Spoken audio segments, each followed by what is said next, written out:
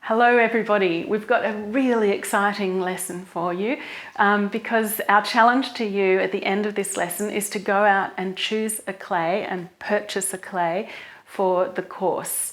So we've got a range of clays here on the table in front of me. It's like going into a lolly shop, like a kid in a lolly shop. They're so exciting to me at least, and I want you to be able to see the variety of what's possible. We choose clays for a couple of different reasons. One of them is aesthetic, obviously. We've got different colours here, and those colours affect the glaze as well and what sort of look they have at the end of it. But the other important reason is for practical purposes. So certain clays are better at certain things. And with a hand building course, which this is, we want you to choose a hand building clay.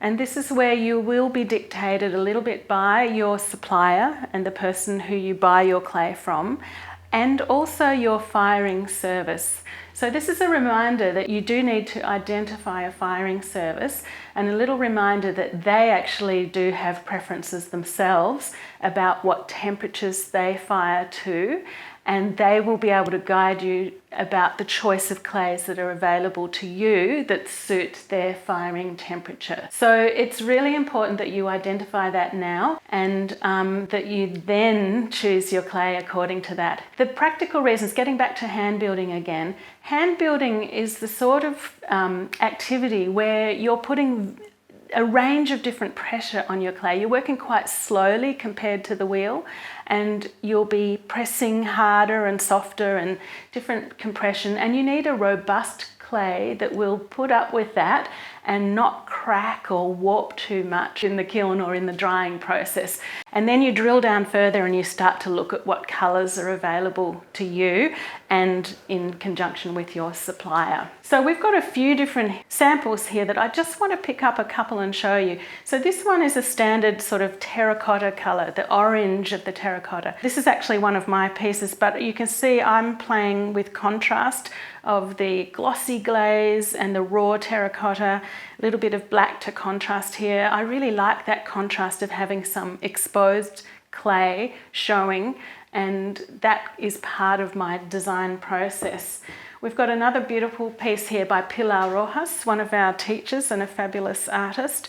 And Pilar, in this case, is just using the complete raw clay, the black clay as it is, without a glaze on it at all. There are very wonderful reasons why you can do that and get away with it without putting a glaze on. And we've also got Ruth Lutey's work here. This is porcelain, and we're not suggesting that you use porcelain in this course because it is quite a difficult clay to hand build with, but just to show you the difference. This is raw porcelain, no glaze, raw black clay, no glaze, the same with the terracotta, and also with Alana Casey's cup. Glazed on the inside, but on the outside she's using the natural colour of the clay as part of the design process.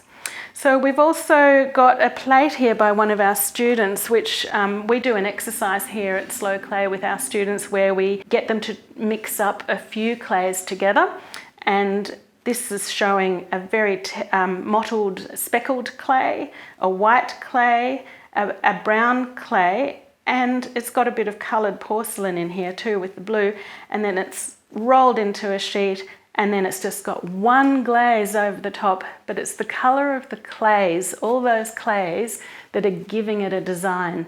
So that's another way of getting design into your work, by mixing up your clay. We don't want you to go to town and buy a big bag of 10 different clays. That would be overkill for this course.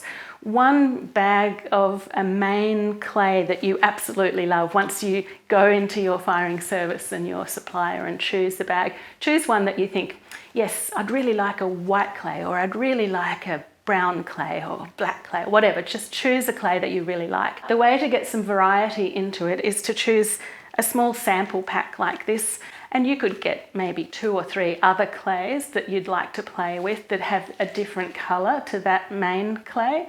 The other thing to draw your attention to is that glazes, they're also impacted by the clay underneath them.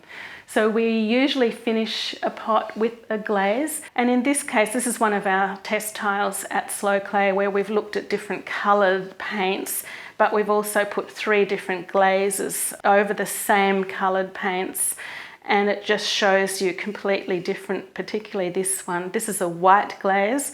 These two, that and that, are 2 different, slightly different types of clear glazes or transparent glazes.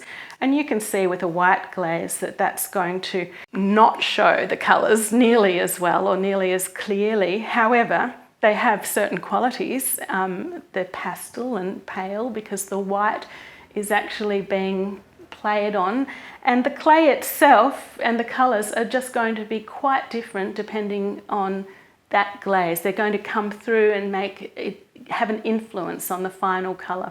You can also see some of that happening if you look very carefully at some of these tiles. There's a speckle on this one, and you can see this is a speckly clay, whereas on this one it's pure white and it's a pure white clay. But this is the same glaze, but you can see there are very slight subtle differences between the finish, and that's because the clay is actually bleeding through or having an influence and performing with the glaze and affecting the final colour. So choose carefully, test, but just go out and have fun and enjoy choosing a clay for this course, because this is where the magic starts to happen.